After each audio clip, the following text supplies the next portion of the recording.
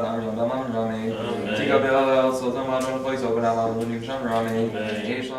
York has the largest Jewish population of any city in the world, and one of the fastest growing Orthodox communities.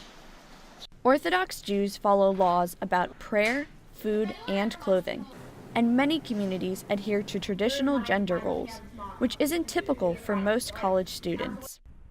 But at NYU, a number of female Orthodox students have come together to find the balance between their religious lives and the college experience. It's like a combination of shared values, but also just like the practical way that we live our lives. It just like separates us from other students a little bit.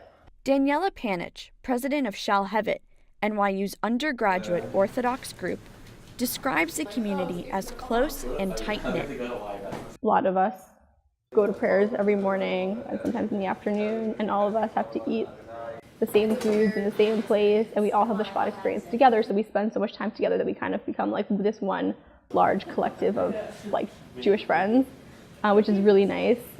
Miriam Lintz, one of the 130 active members of the group, grew up in Australia and was amazed at the diversity of NYU's Orthodox community. You have the type of people that will go to bars and go to clubs. You have the type of people that are, more like the nerdy category who would rather just stay in and do work. You have the in-between. You have girls, guys, all different levels, all different personalities.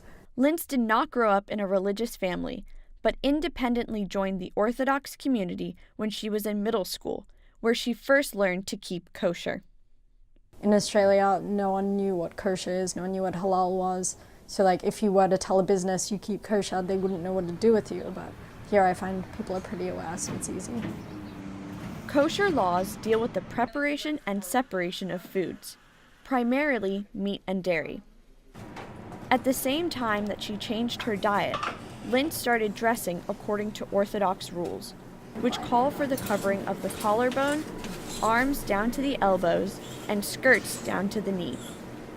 It's really sometimes annoying, especially when I wake up and I just don't want to wear a black pencil skirt. I want to wear like something cute or something different, and you end up just wearing very similar looking stuff every day.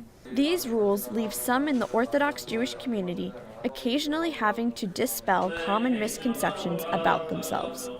People are very respectful, but I do see a hesitation where I think people are thinking, oh, it's old-fashioned, you don't ask any questions, it's dogmatic.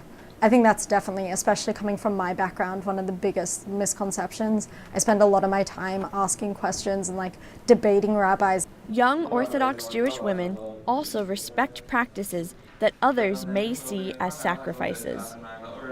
I've taken upon myself to refrain from like touching men as a way of focusing on real relationships and focusing on connecting with people beyond physicality.